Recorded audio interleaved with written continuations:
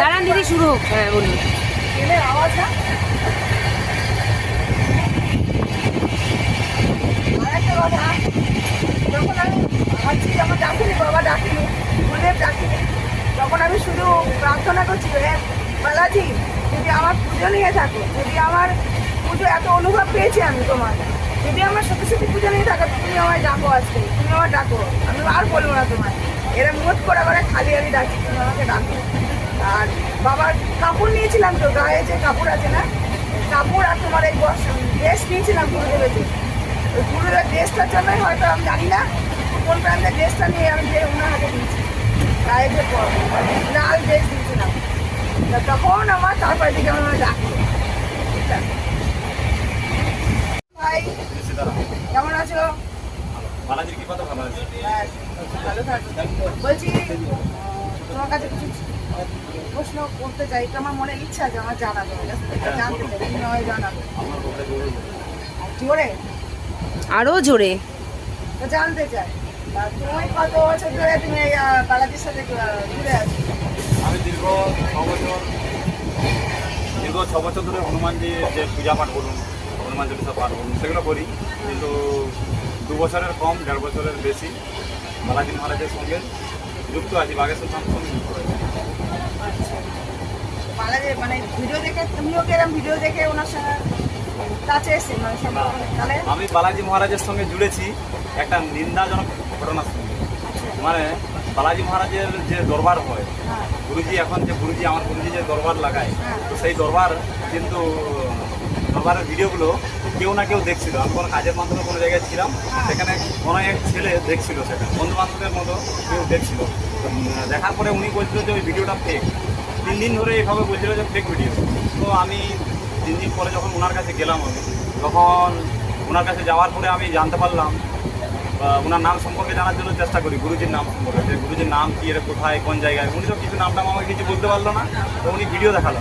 Video দেখানোর পরে আমি ওই ইউটিউব চ্যানেলটা আমি সার্চ করে নিজের থেকে দেখলাম, ইউটিউব সার্চ করে দেখলাম যে এখানে বিভিন্ন এরকম দরবার হয় আর বিভিন্ন নাম মনের ব্যাপারে সব কিছু বলে দেয়। আর যখন আমি দেখতে পেলাম যে হনুমানজির ছবি আছে, তখন আমার মনে একটা আনন্দ হলো যে আমি পৃথিবীর সব কিছু মানে পেয়ে গেছি আমি, এরকম আমার মনে হলো একটা।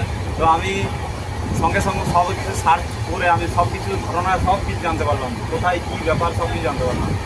ওই জানার কিছুদিন পরের মধ্যে থেকেই আমার যাওয়ার জন্য উৎসাহ অনেক বেড়ে গেল।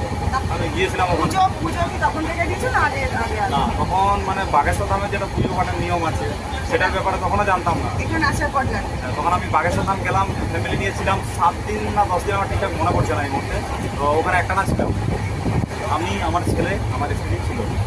তো তার আগে কি কোনো চিত্র নিয়ে পুজো দেওয়া হতো বজরঙ্গী বালি? বজরঙ্গবলী চিত্র বলতে আমি তো হনুমানজির বজরঙ্গী বালি মানে হনুমানজি একই, কিন্তু বালাজির চিত্রটা আলাদা হয়। বালাজির মধ্যে বালাজির রূপের চিত্র পূজা করা হয়, ঠিক আছে। বাগেশ্বর ধামে যে বালাজির চিত্র সেটা একটা আলাদা রকমের চিত্র, কিন্তু একই, কিন্তু চিত্রটা আলাদা। আগে অন্য চিত্র আগে দিয়ে হনুমানজির চিত্র চিত্র দিয়ে না, পঞ্চম আমি শুধু হনুমানজির চিত্রতেই। আচ্ছা, শুরুটা পালাটা ওখান থেকে শুরু। তারপর আমি বিভিন্ন মন্দিরে গিয়েছিলাম, ওয়েস্ট বেঙ্গলেও অনেক মন্দিরে গিয়েছিলাম, যেখানে মন্দির দেখতে পেতাম যে আমাকে পুজো পাঠের জন্য কিছু শিক্ষা দিন, আমার কিছু শিক্ষার প্রয়োজন আছে, কিন্তু আমি সেরকম কোনো সাহায্য কারো কাছ থেকে পাই না। সবাই একটা কথাই বলতো, হনুমান চল্লিশা পাঠ করবেন, তিলকচন্দন করবেন, এটাই বলতো, আর কিছু বলে না। তো বাগেশ্বর ধামে যুক্ত হওয়ার পরে আমি ওখানে নিয়মকানুন জানতে পারি। বাগেশ্বর ধামে যখন গিয়েছিলাম তখন যতজন মানুষ ছিল ততজনের কাছে তত রকমের নিয়মকানুন। আপনার তো কপালেও ভালো, আপনার গুরুদেবের দীক্ষাটাও নেওয়া হয়ে গেছে পাশে থেকে। দীক্ষা নেওয়ার জন্য আমাকে 1 বছর মতো অপেক্ষা করতে হয়েছিল। গুরুদেবের কি কোনোদিন দেখেছে মানে পর্চা মর্চা হয়েছে কিছু? আমি পর্চার কোনো চক্করেই থাকি না। হ্যাঁ, সেটা তো দেখা যায়, তুমি তোমার পুজো আশ্রা নিয়ে আমি থাকো বেশি। গুরুর বাক্য শুধু অক্ষরে অক্ষরে পালন করার চেষ্টা করি। গুরুদেবের যে বাণী, গুরুদেবের যেভাবে চলার রাস্তা বলে ঠিক সেইভাবে চলার চেষ্টা করি, কিন্তু আমি পর্চার চক্করে থাকি না। পর্চা আমার জীবনে দরকার হয় না। না, ভালো, এটা এটা এটা সত্যি। গুরুদেব তো বলেছে আমার চক্করে পড়ো না, বালাজির চক্করে পড়ো, এটা সত্যি। এখনো পর্যন্ত গুরুজি যে কথা বলে, যেভাবে চলতে বলে, আমি চেষ্টা করি সেইভাবে চলার জন্য। তা এবার তোমার অনুভব একটু জানাও, তোমার কি অনুভব আছে একটু জানাও, কয়েকটা জানাও। আমি কিছু ব্যক্তিগত বাদ দিয়ে। বিশেষ কিছু না যেমন বলে, তোর মায়ের কথা শুনেছিলাম, তো মায়ের কাহিনীটা তো বলা যাবে, মা তো অসুস্থ হয়ে গেছে। আমার মা অসুস্থ ছিল, চলতেও পারতো না। তো আমার মাকে ওখানে নিয়ে যাই। তো আমার টেনশন ছিল, এর আগের বারে যখন গেছিলাম আমার টেনশন ছিল আমার মা বাসে জার্নি করতে পারতো না, 10 মিনিটও জার্নি করতে পারতো না, বমি টমি করে একা। তো আমার মা যখন ওখানে বালাজি মহারাজের কাছে মন্দিরে নিয়ে যায় পাকিস্তানে, যাওয়ার পথে 7 ঘন্টা বাসে গেছিলো একটা না, কিন্তু কোনো রকম প্রবলেম হয়নি। তার আগেও তো শুনলাম যে ডিসকাস করেছো সেটা। হ্যাঁ, সেটা মা তখন খুবই একটা ক্রিটিক্যাল অবস্থায় ছিল, হসপিটাল ভর্তি ছিল। তো এটা কি হয়েছিল? ওটা অ্যাকচুয়ালি মায়ের 2-3 রকমের সমস্যা ছিল। মায়ের গলব্লাডার স্টোন ছিল আর কিডনির সমস্যা ছিল। মা অ্যাকচুয়ালি ভুলভাল ওষুধও খেয়ে নিয়েছিল এক সময়, ব্যথার জন্য ভুলভাল ওষুধ খেয়ে নিয়েছিল। আমি যখন বাগেশ্বর ধামের সঙ্গে সর্বপ্রথম ঘুরি, ঠিক সেই সময় কথা বলি, ভুলভাল ওষুধ খেয়ে নেওয়ার জন্য কিডনিতে প্রবলেম চলে এসেছিল। তো এখনকার যেটা আমার মা তো এখন আছে এখানে আছে। হ্যাঁ হ্যাঁ, মাথা তো এখন যেটা বিশেষ করে আপনাদেরকে জানানো দরকার, আমার মা চলতে পারতো না, 1/2 কিলোমিটার রাস্তায় চলতে পারতো না, কিন্তু বাগেশ্বর ধামের যে পরিক্রমা করার রাস্তা, সেই রাস্তা 600 মিটার রাস্তা, সেইটা কমসে কম 6.5 থেকে 7 কিলোমিটার আপনাকে একুশ পরিক্রমা করতে লেগে যায়। তো সেই রাস্তা আমাদের থেকে আগে পরিক্রমা করে, এটা হলো বালাজির কৃপা। এবং আমি ছোটোখাটো থেকে বড় কাজ পর্যন্ত যা কিছু বালাজিকে স্মরণ করে করি, আমার সেই কাজে সাকসেসফুল হয়। খুব ভালো, তোমার গুরু এত কি পারা যেতে হবে না কেন? আর বলছি কিছু অনুভব জানাও। অনুভব বলতে তো এটাই অনুভব। না, এমনি আমরা ছোটখাটো, আমরা এত ছোট একটা মানুষ, ছোটখাটো অনুভব বছর আমার। ধরে আমরা পুজো দিচ্ছি, আমরা তো ছোটখাটো অনুভব একটা আছে। ছোটখাটো অনুভব আমি তুমি তো আপনাদেরকে তোমার বলে বড় রাখি। হওয়ার কথা, তুমি একটু অনুভব জানাও। আমি তমলুক থেকে একবার সিঙ্গুরে আসছিলাম কোনো কাজের জন্য। সিঙ্গুরে আসছিলাম, তো একটা সময়ের লিমিট ছিল যে এই সময় আমাকে এখানে পৌঁছাতে হবে। তো রাস্তায় আস্তে আস্তে কী হয়েছিল, জাম লেগে গেছিলো রাস্তা। তো সেই ডিস্টেন্সটা খুবই কম ছিল। আমি ভাবছিলাম যে এই সময়ের মধ্যে পৌঁছাতে পারবো না, কিন্তু বালাজিকে প্রার্থনা করেছিলাম, তো কোনো রাস্তায় অসুবিধা হয়নি এবং খুব তাড়াতাড়ি পৌঁছে গেছি। আর আর এরকম আমার জীবনে অনেক স্বপ্নায় কিছু দেখা, যেগুলো বলা যায়, এগুলো তো এখন না, তো জানা। স্বপ্নের মধ্যে যখন রাম মন্দির যেদিন প্রতিষ্ঠা হয় সেদিন আমি গুরুজিকে স্বপ্নে দেখেছিলাম, বলছি বানানো হচ্ছে পর্চা, ঠিক এইভাবে স্বপ্নে দেখেছিলাম। এবং আমি যখন পূজা পাঠ প্রথম শুরু করি, তখন আমি যেখানে যাই, যেখানে আমি থাকি, বাসস্থান যেখানে বলতে পারেন, কোনো ভাড়া বাড়ি আছে, সেই হনুমানজি প্রত্যেক দিনই আসতো। যেখানে হনুমানজি কোনোদিন যায়নি সেই জায়গাতে হনুমানজি আসতো। অনেক হনুমানজি দেখা যেত। ভালো। আমার স্ত্রী খাবার দিত। এখানে ধামে আসেনি, মানে না, বাইরে যেখানে আমি যেখানে থেকেছে কোথাও সেখানে ভাড়া বাড়ি আছি তো, বা কোথাও আছি বা নিজের বাড়িতে, সেখানে হনুমান আসতো। পার্সোনাল অনুভব বলতে আমার প্রত্যেকটা কাজেই হয়ে যায়। আমি আরজি যে বাঁধি, আরজি বাঁধার আগে মনোকামনা পূর্ণ হয়ে যায়, এবং আরজি যে বাঁধার একটা সুযোগ, সেই সুযোগটাও পাইনি। ভালো তো, এরকম তোমার হবে না কেন? এত গুরু কৃপার উপর তুমি এত মানো, আমরা তো তোমার এক কোনা না, তবু না, তুমি না, মানো এরকম এত বলবেন না, সুন্দর। মানুষ তুমি এরকম বলবে না না। ভাই, তুমি যথেষ্ট ভালো, তোমার সঙ্গে এত যাই দেখি তো তুলনা নেই, তোমার মতন ছেলে হয় না। এটা মানতে হবে, না মতন ছেলে হয় না। পর্চার কথা জিজ্ঞেস করি। আর আমার তো পরীক্ষা হয়েছে, শুনেছো তো? আপনার পর্চা হয়েছে? হ্যাঁ, হ্যাঁ, আমার পরীক্ষা হয়েছে কালকে। আমি এখন যাচ্ছি ট্রেনে, আমার কালকে পরীক্ষা হলো, গুরুদেব ডাকলো, আমি তো খুব খুশি। আমি তো আধা ঘন্টার জন্য বসেছিলাম পুজো আশ্রা দিয়ে, ওদিকে আমার আপনার পর্চা হলো, এটা কিভাবে হলো আপনার একটা অনুভব বলুন। অনুভব বলতে আমার এইবার তো আমার খুবই ছিল, আগের বারই ছিল, তো আমার হলো না। তো এইবারেও আমার গুরুদেবের কাছে যাবো, বসবো। হ্যাঁ, খুব সুন্দর, ভগবান যদি আমাকে একটু একবার ডাকে। তো আধা ঘন্টা পুজো আশ্রা দিয়ে আগের দিনও বসেছি, বিভূতি পেয়েছিলাম বাবা গুরুজির হাতে। আর এবার তো আমি পুরো সাক্ষাৎ সামনে পুরো দেখে নিলাম, ওনার যা চেহারা, ওনার যা পেয়ে সব কিছু গুরুজির দেখে নিলাম পুরো সামনে থেকে। এমন আমার বাড়ির গুরু ওপরেও আশীর্বাদ বললো ছেলে তো চাকরি পাওয়ার কথা, বললো চাকরিকে 100% পাবে, ব্যবসা বাণিজ্য ভালো চলবে, বন্ধন আছে, সব কিছু যা আমার সব ঠিক বললো, 100 মধ্যে 100 উপরে, বেশি ছাড়া কম না। তো আমার অনুভবটা ভিতর থেকে যখন ভাবছি, তখন আমার গায়ের মধ্যে একটা অন্যরকম লাগছে, কান্তি ইচ্ছাও করছে, আবার মানে খুশিও হচ্ছে, এমন হচ্ছে।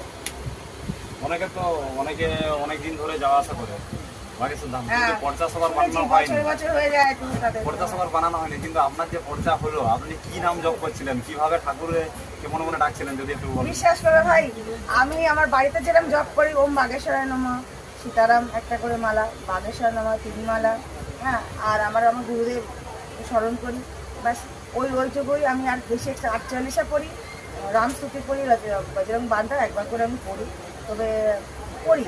আর একটা আছে তোমার রামস্তুতি, আর কি মানে 3-4টে পরপর 48 পাঠগুলো সব কটাই শেষ করি।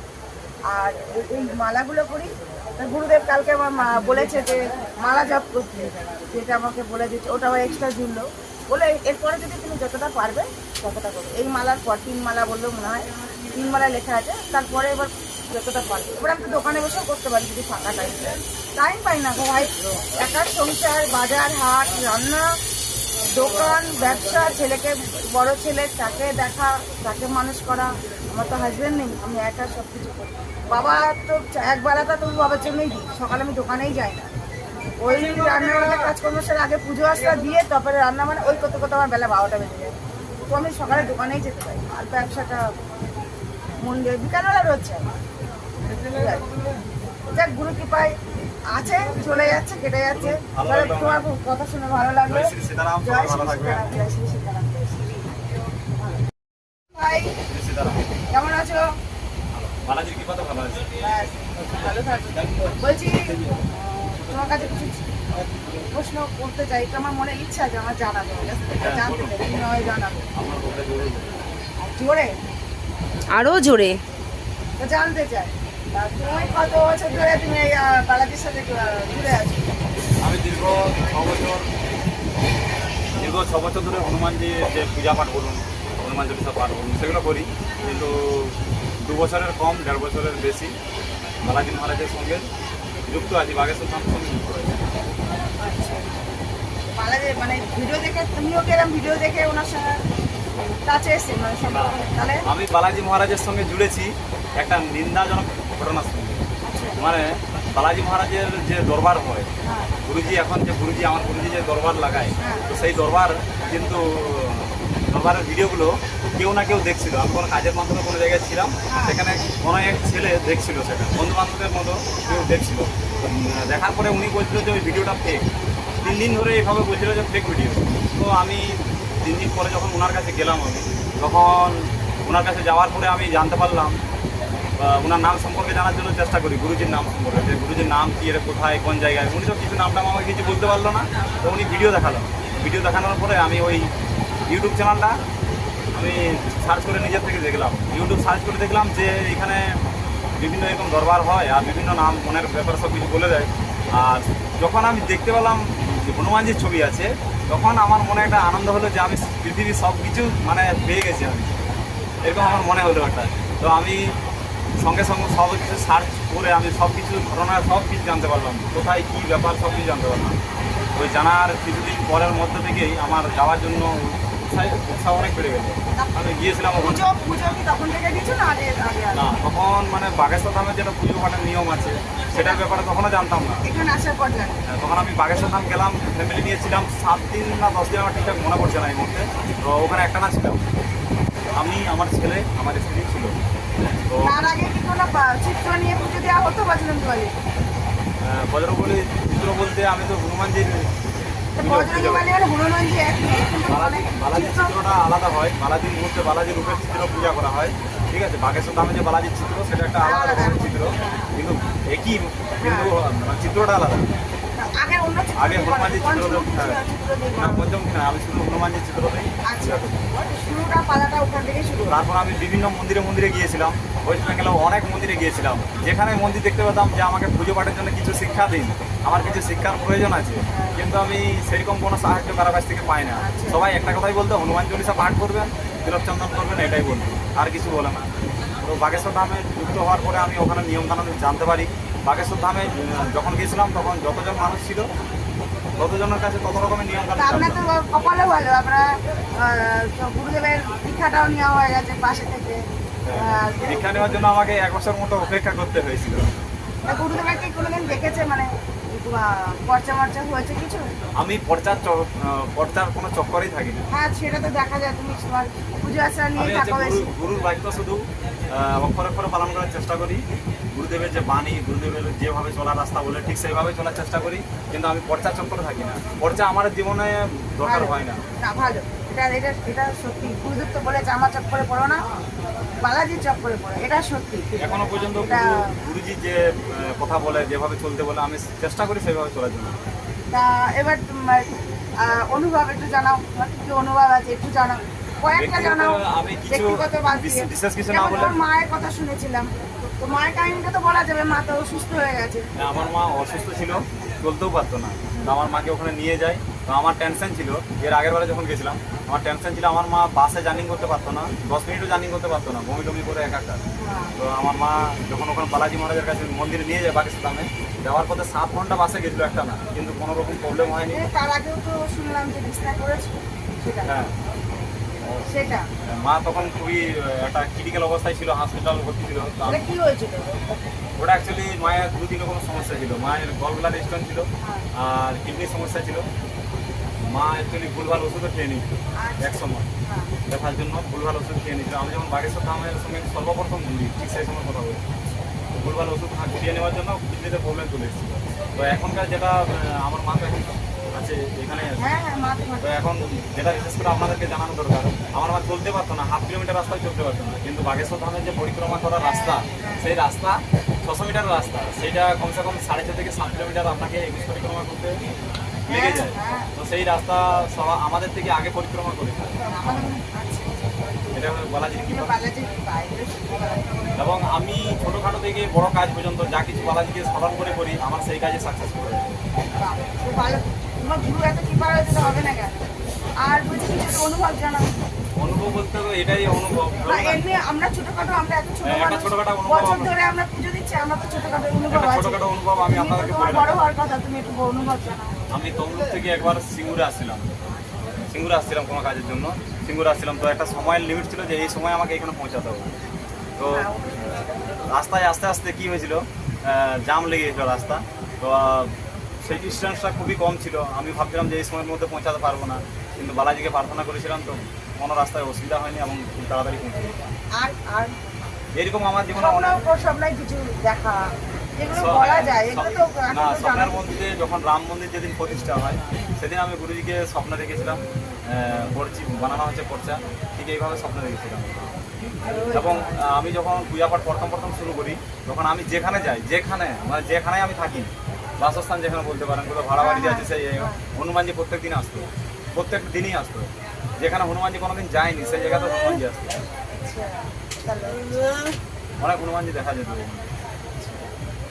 ভালো তো। আমার স্ত্রী খাবার দিত। এখানে ধামে আসেনি, মানে না, বাইরের আমি যেখানে থেকেছে কোথাও সেখানে ভাড়া বাড়ি আছি তো, বা কোথাও আছি বা নিজের বাড়িতে, সেখানে হনুমান আসতো। পার্সোনাল অনুভব বলতে আমার প্রত্যেকটা কাজেই হয়ে যায়। আমি আরজি যে বাঁধি, আরজি বাঁধার আগে মনোকামনা পূর্ণ হয়ে যায়, এবং আরজি যে বাঁধার একটা সুযোগ, সেই সুযোগটাও পাইনি। ভালো তো। এরকম তোমার হবে না কেন? এত গুরু কৃপার হয়েছে, তুমি এত মানো, আমরা তো তোমার এক কণা না, তবু তুমি যে মানো, এরকম এত বলবেন না, সুন্দর মানুষ তুমি। এরকম বলবে না ভাই, তুমি যথেষ্ট ভালো, তোমার সঙ্গে এত যাই ঠাই দেখি তো তুলনা নেই, তোমার মতন ছেলে হয় না, এটা মানতে হবে, ওনার মতন ছেলে হয় না। পর্চার কথা জিজ্ঞেস করি। আর আমার তো পরীক্ষা হয়েছে, শুনেছো তো? আপনার পর্চা হয়েছে? হ্যাঁ, হ্যাঁ, আমার পরীক্ষা হয়েছে কালকে, আমি এখন যাচ্ছি ট্রেনে, আমার কালকে পরীক্ষা হলো, গুরুদেব ডাকলো, আমি তো খুব খুশি। আমি তো আধা ঘন্টার জন্য বসেছিলাম পুজো আশ্রা দিয়ে, ওদিকে আমার আপনার পর্চা হলো, এটা কিভাবে হলো আপনার একটা অনুভব বলুন। অনুভব বলতে আমার এইবার তো আমার খুবই ছিল, আগের বারই ছিল, তো আমার হলো না, তো এবারেও আমার গুরুদের কাছে যাব, বসবো। হ্যাঁ, খুব সুন্দর, ভগবান যদি আমাকে একবার ডাকে, তো আধা ঘন্টা পুজো আশ্রা দিয়ে আগের দিনও বসেছি, বিভূতি পেয়েছিলাম বাবা গুরুজির হাতে। আর এবার তো আমি পুরো সাক্ষাৎ সামনে পুরো দেখে নিলাম, ওনার যা চেহারা, ওনার যা তেজ, সব কিছু গুরুজির দেখে নিলাম পুরো সামনে থেকে। এমন আমার বাড়ির গুরু ওপরেও আশীর্বাদ বললো ছেলে তো চাকরি পাওয়ার কথা, বললো চাকরিকে 100% পাবে, ব্যবসা বাণিজ্য ভালো চলে, বন্ধন আছে, সব কিছু যা আমার সব ঠিক বললো, 100 মধ্যে 100 করে, বেশি ছাড়া কম না। তো আমার অনুভবটা ভিতর থেকে যখন ভাবছি, তখন আমার গায়ের মধ্যে একটা অন্যরকম লাগছে, কান্তি ইচ্ছাও করছে, আমার মানে খুশিও হচ্ছে, এমন হচ্ছে। অনেক দিন ধরে যাওয়া আসা করে বাগেশ্বর ধাম, হ্যাঁ, কিন্তু পর্চা সবার বানানো হয়নি। বছর হয়ে যায় তুমি তাদের পর্চা সবার বানানো হয়নি, কিন্তু আপনার যে পর্চা হলো, আপনি কি নাম জপ করছিলেন, কিভাবে ঠাকুরকে মনে মনে ডাকছিলেন, যদি একটু বলেন। বিশ্বাস করো ভাই, আমি আমার বাড়িতে যেরকম জপ করি, ওম বাগেশ্বরায় নমঃ, সীতারাম একটা করে মালা, বাগেশ্বর নমঃ 3 মালা, হ্যাঁ, আর আমার গুরুদেব স্মরণ করি, ব্যাস ওইটুকুই। আমি আর বেশি একটা 48 পড়ি, রামস্তুতি পড়ি, বজরং বান্ধা একবার করে আমি পড়ি, তবে পড়ি। আর একটা আছে তোমার রামস্তুতি, একটা কি মানে 3-4টে পরপর 40 পাঠগুলো সব কটাই শেষ করি। আর এই মালাগুলো করি। গুরুদেব কালকে আমার মা বলেছে যে মালা জপ করতে, যেটা আমাকে বলে দিচ্ছে, ওটা এক্সট্রা জুড়লো, বলে এরপরে যদি তুমি যতটা পারবে ততটা করবে। এই মালার পর 3 মালা বললো মনে হয়, 3 মালা লেখা আছে, তারপরে এবার যতটা পারবে। এবার আমি তো দোকানে বসেও করতে পারি যদি ফাঁকা টাইম পাই না গো ভাই। একার সংসার, বাজার হাট, রান্না, দোকান, ব্যবসা, ছেলেকে, বড় ছেলে, তাকে দেখা, তাকে মানুষ করা। আমার তো হাজবেন্ড নেই, আমি একা সব কিছু করি। বাবা তো একবেলাটা তো বাবার জন্যই দিই, সকালে আমি দোকানেই যাই না। ওই রান্নাবান্নার কাজকর্ম সেরে আগে পুজো আস্তা দিয়ে তারপরে রান্না, মানে ওই করতে করতে আমার বেলা 12টা বেজে যায়। তো আমি সকালে দোকানেই যেতে পারি, আর ব্যবসাটা মন দিয়ে বিকালবেলা রোজ যাই। যাক, গুরু কৃপায় আছে, চলে যাচ্ছে, কেটে যাচ্ছে। তোমার কথা শুনে ভালো লাগলো। জয় শ্রী সীতারাম, সবাই জয় ভালো শ্রী থাকবেন। সীতারাম, জয় শ্রী সীতারাম।